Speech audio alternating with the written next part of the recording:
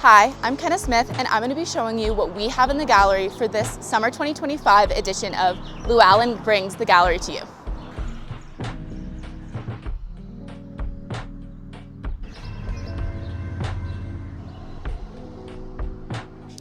This summer, we're showcasing Dan Christensen, Elias Rivera, Bernard Chaet, and Brian Rutenberg. Let's have a look. Our tour starts with a 20-year survey of Dan Christensen's works. Dan Christensen was one of the most influential abstract painters in America in the mid-20th century.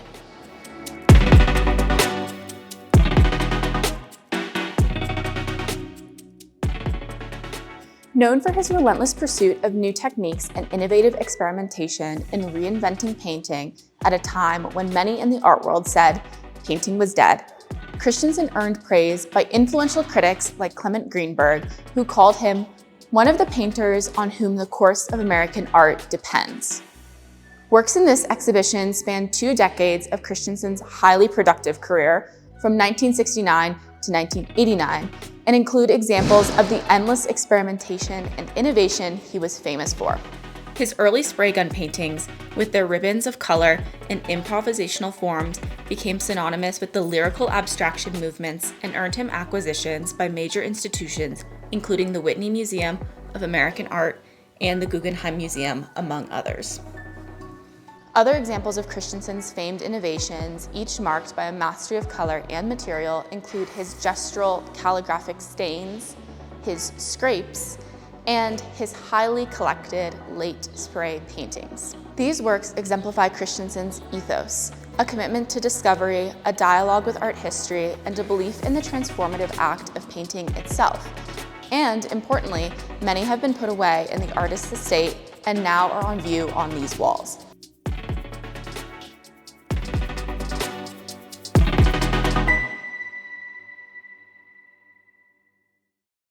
We'll now look at the figural paintings of late local artist Elias Rivera. Rivera's paintings and technical skills were compared to Renaissance artists like Caravaggio and Veronese. He captured the dignity and nobility of ordinary people and cultures in Latin America.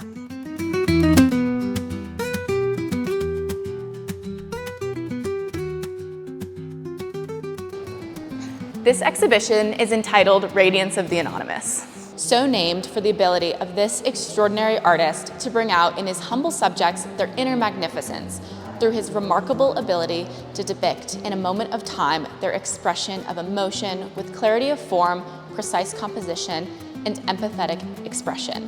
While most of the subjects of Rivera's portraits and narrative works are people who live without many of the conveniences of life and in relative poverty, existing by choice much as their forebears have for generations, he presents them in these paintings eloquently, without embellishment or enhancement.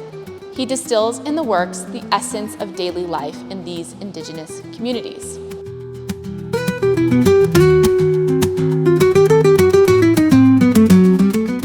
Rivera's paintings of these beautiful people reflect his awe of them, his reverence and respect as they go about selling their produce at markets, appearing in festivals, always clad in distinctive, traditional, colorful attire.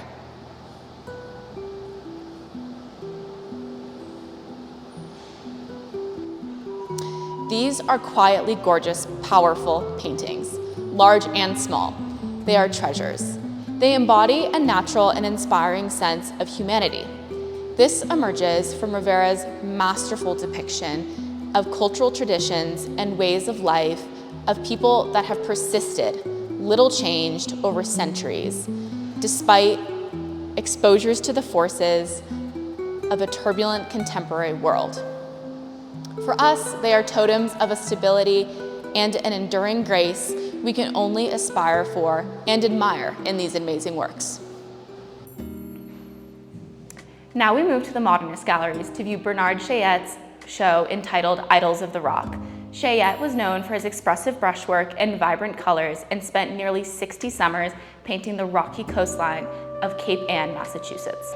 Cheyet, who lived from 1924 until 2012, was also, for many years, the chaired head of the painting department of the Yale University School of Art. He represented in his work a form of painting rooted in direct observation, enriched by the gestural vocabulary and spatial distortions of modernist abstraction.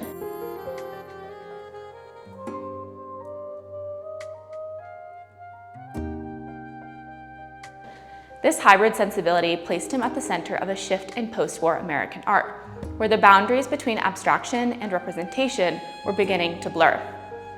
The Atlantic seascape and its geologic forms served as the site of ongoing creative engagement for Cheyet. He was fascinated with rocky coastline, not merely with its rocks as formations, but as metaphors for artistic struggle. He once described wanting to paint rocks until he could, quote, defeat the rocks, not in a literal sense, but through the act of understanding and representing them aesthetically and transforming their impossible complexity into harmony on canvas. In this, Cheyet saw rocks as a kind of spiritual aesthetic adversary that only painting could overcome. The beauty of his lush, often dramatic compositions illustrate the monumental nature of this artistic challenge. Through rocks and waves, movement and rhythm, Cheyet turned observation into visual poetry. We'll conclude in our upstairs gallery with Brian Rutenberg's show entitled Uptergrove. Rutenberg uses thick impasto and bright colors to celebrate the beauty of nature as he sees it.